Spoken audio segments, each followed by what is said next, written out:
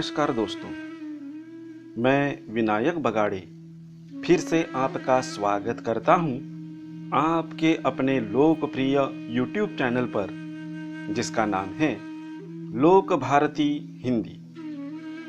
सातारा जिला हिंदी अध्यापक मंडल सातारा और लोक भारती हिंदी के संयुक्त तत्वाधान में कहानी रंजन यह उपक्रम शुरू है। दोस्तों, कहानी रंजन की आज तक 21 भाग प्रकाशित हुए हैं और हर भाग आपको आनंद, मनोरंजन और नई जानकारी दे रहा है। यह सुनकर बड़ा अच्छा लगा। दोस्तों, कहानी रंजन के इस 22वें भाग में हम सुनते हैं एक कथा जो कि एक कहावत पर आधारित है।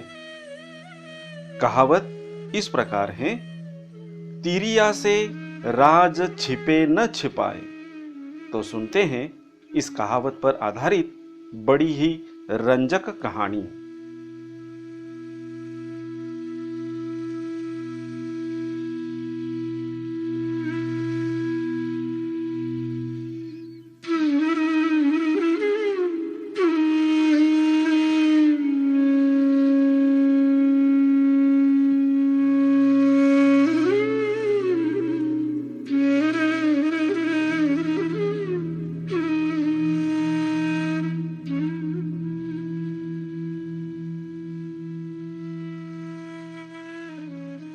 किसी गांव में एक पति पत्नी बड़े प्रेम से रहते थे। दोनों को एक दूसरे पर पूरा पूरा विश्वास था।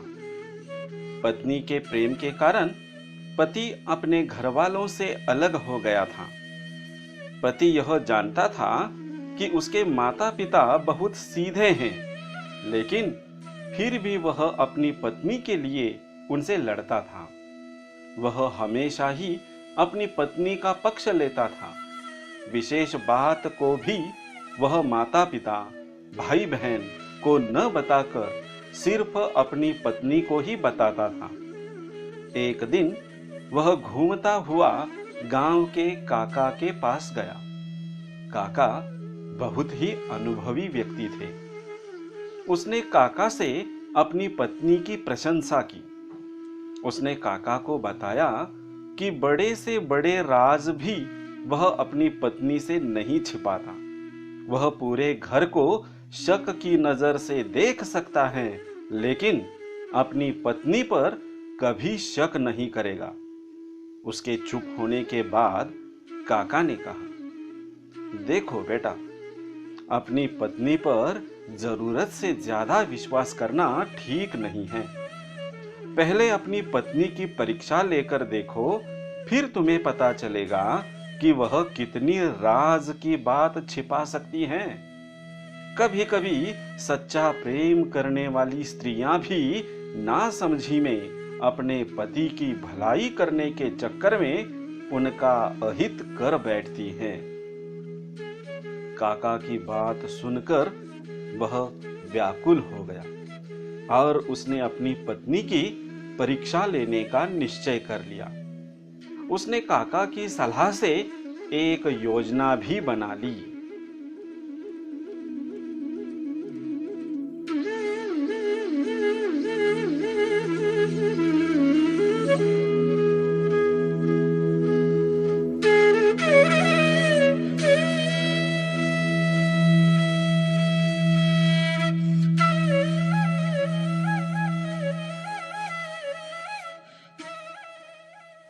एक दिन वह अंगोछे में कटा हुआ तरबूज लेकर आया। उसमें से लाल बूंदें टपक रही थी।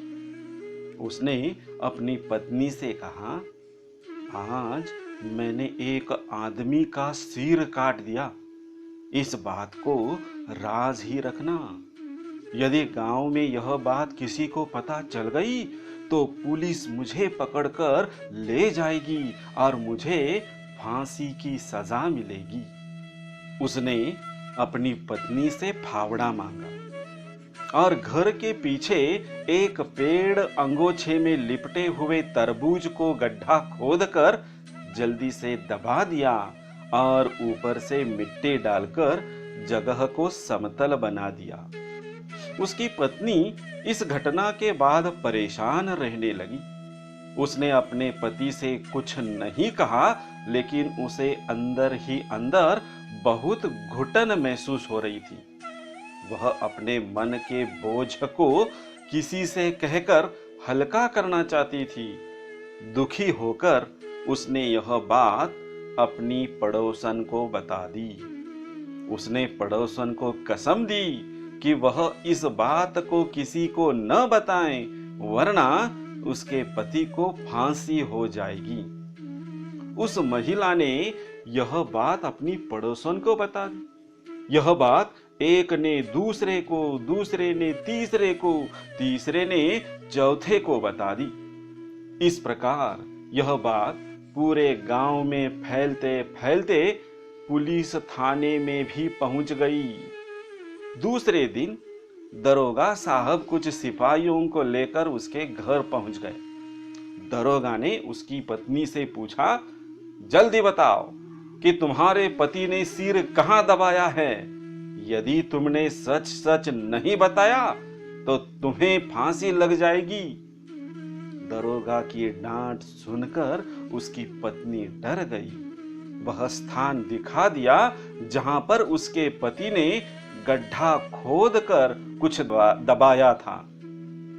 पुलिस ने उस स्थान को खोदकर अंगोछे में लिपटा हुआ तरबूज निकाल दिया। वहां पर काका भी उपस्थित थे। उन्होंने पुलिस को बता दिया कि इसने अपनी पत्नी की परीक्षा लेने के लिए ही यह नाटक किया था। इसके बाद सब लोग अपने अपने घर चले गए। काका जी ने कहा कि तिरिया से राज छिपे न छिपाए।